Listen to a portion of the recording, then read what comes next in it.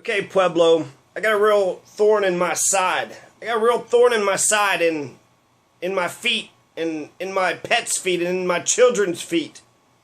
A literal thorn. I'm talking about literal thorns. All of Pueblo has millions and millions of thorns from these damn goat heads, aka devil's eyelashes, aka Tribulus Terrestris.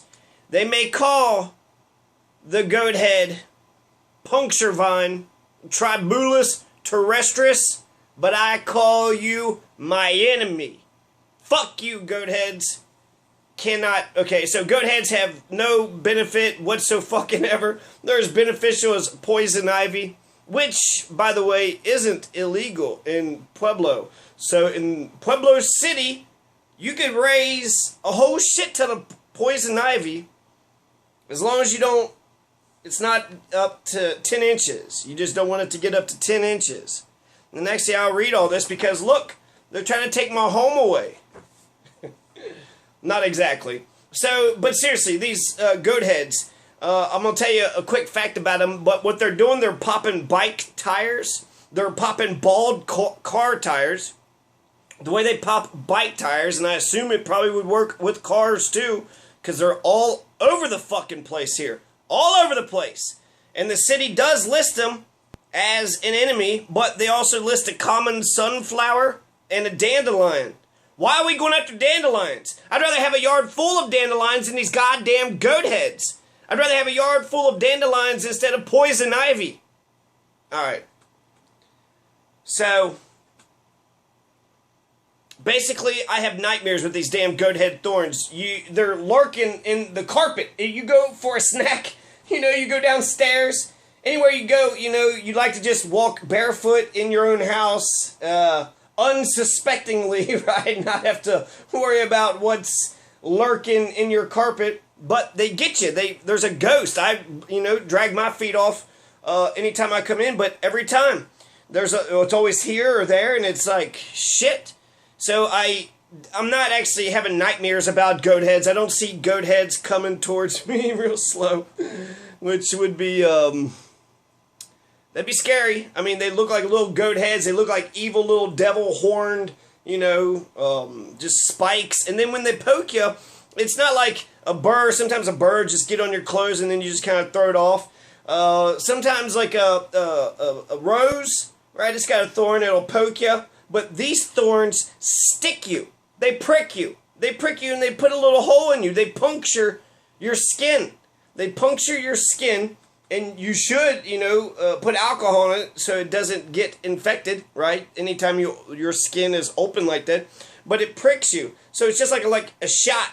If you go to the doctor and you get a shot at the doctor, at least they're putting like medicine in you. This is like getting a shot for no fucking reason. First time that I come to Pueblo, when I was living here actually, and I walked outside and I was trying to give the mailman some mail, and it was somebody else's mail. And when I went out there, had to catch him, so I was barefoot, and I got an entire foot full of them goddamn goat heads. And then I was embarrassed, so I tried to, step away, and they got more stuck in my foot. And then I had to do this number where I'm like all, like contorted with my foot up in the air, like balancing it, just sitting there picking each and every one of them. And, thankfully the mailman didn't laugh at me because it was pretty embarrassing, but it was kind of like, what the fuck? Why do we have piles of these damn thorns right on the sidewalk? Why? Are we saving these, Pueblo? Are we trying to hold on? Do they raise property value? What the fuck? There's no benefits to these damn things. I just saw a dog yesterday or today that went right over those rocks. Right between the sidewalk and the road, there's that median, that little middle part, and they put rocks in it. And all these goat head sort of debris has collected over the years. In fact, I think the goat heads are growing from themselves. There is no soil. It's just a bunch of rocks, but there's so many goat heads that's piled on top of one another that they've, created their own soil, and so they're grown from themselves. So, goat heads suck, okay? So, the two facts about goat heads that I think everybody should know about the puncture vine. Every single puncture vine, every individual puncture vine can produce from 200 to 5,000 little nutlets. 5,000. And then the other one is from 5 to 20 years. It could stay in the ground dormant and then germinate 20 years later. So, and they're an annual. They're an annual too. So theoretically, we could wipe these out in a year, but not their nutlings and not their taproots. We'd have to figure out how to get rid of the nutlings and the taproots. But first things first, even with the parking lot and the church and the government, they've got most of the weeds, because their thing is you don't want weeds 10 inches. But my weeds, even though I have some weeds, that's why I got this damn thing. I got weeds. I don't have any goat heads. And my thinking was very deliberate, because I want to choke them out. I want to choke the goat head vines out, so I let the other vegetation choke them out. And where I let the weeds grow, there are no goat heads. But the places where I dug up, there was a section of the yard where I took a shovel and actually, turned it all over.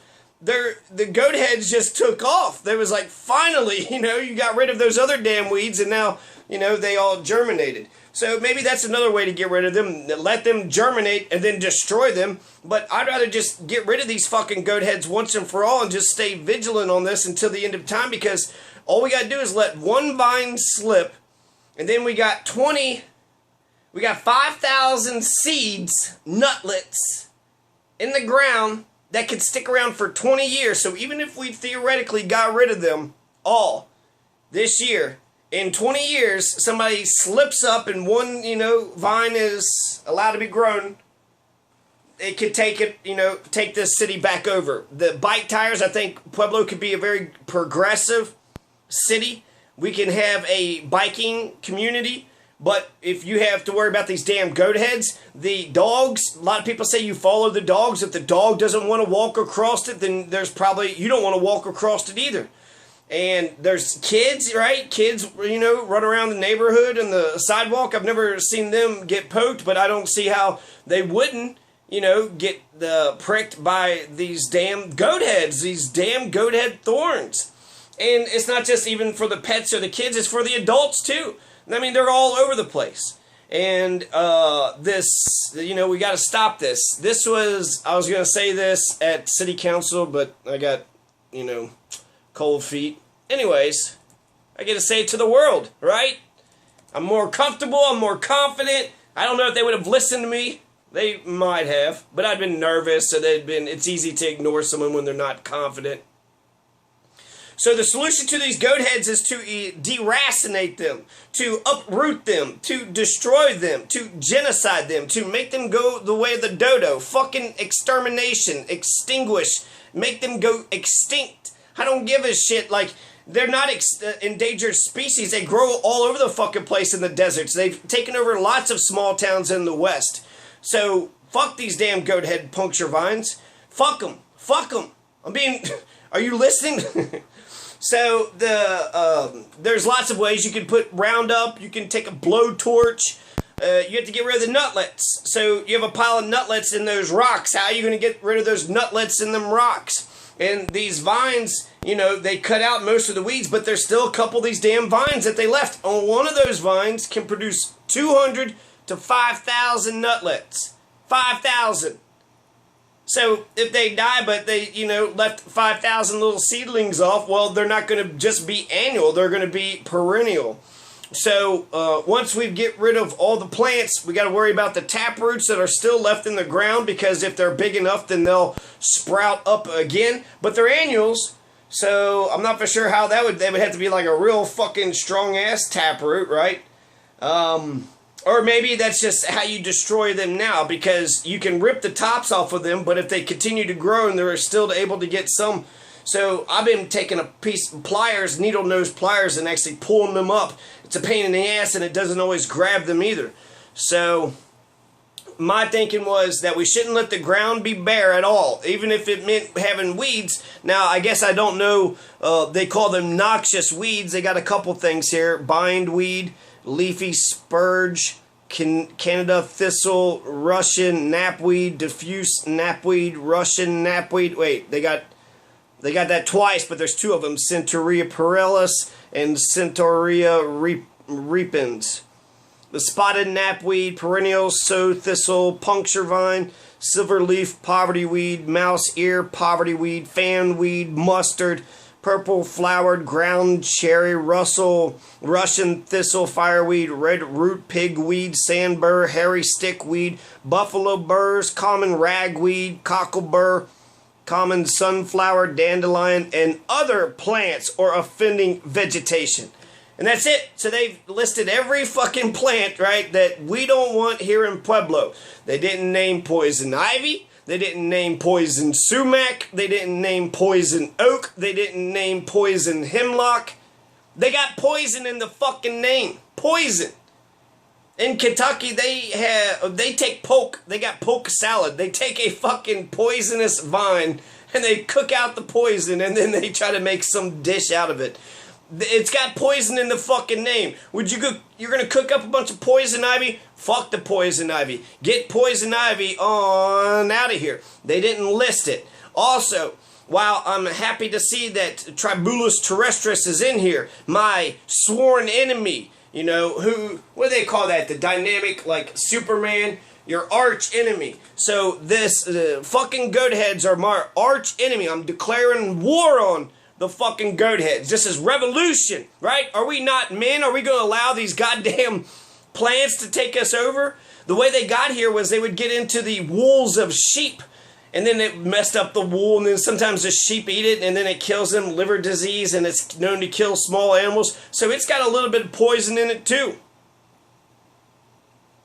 But marijuana for the last 50 fucking years has been made illegal. No marijuana was allowed in Pueblo for the last 50 fucking years. But you could raise an entire garden full of poison ivy and sumac and hemlock and oak. All the poison sumac to your heart's content, to your heart's delight. Get some poison oak, get some poison hemlock, sumac, and ivy. That's not illegal. You won't get fined for it. Nobody they might look down on you. You might get some social sort of, stigma, but it's not illegal.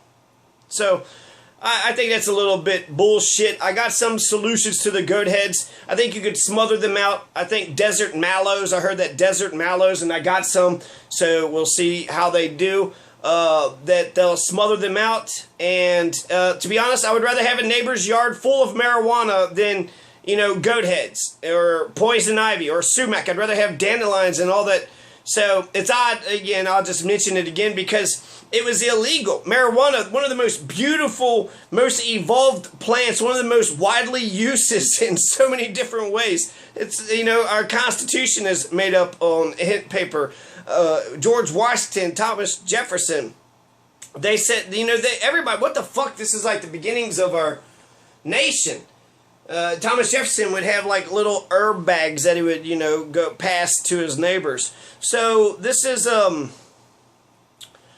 don't know. I'm glad. I'm actually, let's finish with my solution. So desert mallows, we can plant desert mallows, smother them out. I also think I mentioned this before this happened, warning posted to the house a week later, fine them, maybe jail if the yard of puncture vines continue. So hopefully people are picking up their puncture vines. This is from laws that have come from, 1957. So the 1957 code, this is a 1954 charter. So for the last, 60 years, they've been going after goat heads, but they're still all over the place. So I think a nice rejuvenated campaign to eradicate and deracinate and exterminate these fucking goat heads. It's a foreign invasive species, and are we sheep? Are we just gonna let these damn goat heads get in our hair and just be like, well, we're a bunch of, sheep? Fuck that. I will conquer you. You hear me, goat head? You're my fucking enemy. I'm coming for you, goat heads. Fucking puncture vine. You think you're gonna puncture my fucking bike tire? You think I'm gonna do that shit? I'm not. I'm coming after every single one of you. Your mothers, your fathers, your kids, your cousins, your third and fourth uncles and aunts, goat heads, Tribulus terrestris. You're my motherfucking enemy. Okay, so massive education campaign. I want you all to join my war. We shouldn't allow any ground to be bare, okay? I think that's my main thing.